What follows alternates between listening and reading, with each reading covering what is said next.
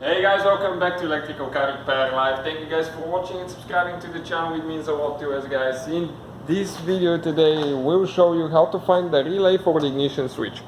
If your ignition switch on your Ford Focus does not work, doesn't want to turn the car on, check that relay guys. Also there are a few fuses that you need to check under ECU. Check out the videos. In the meantime guys, we'll have more than 200 videos on this car guys.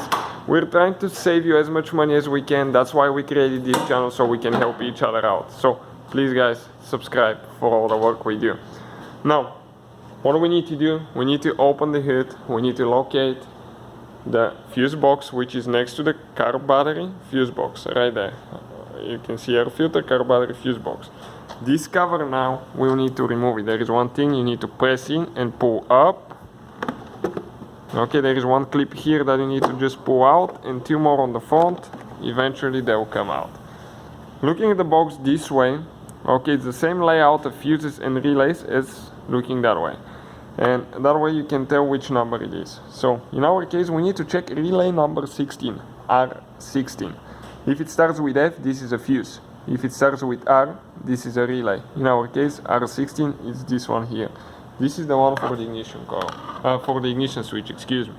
Now, all the tools guys, including the replacement parts like this relay, you can find them in the description of the video below. So please check it out, that's for your convenience.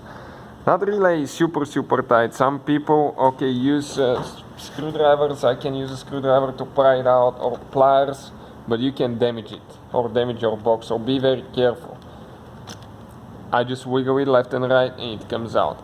Now we have a special video on our channel how to test this kind of relays, so you know if the relay is good or not, because there is no need to waste your money, to be honest with you. And this is the relay. Okay, let me show you right here some of the numbers. Okay, perfect.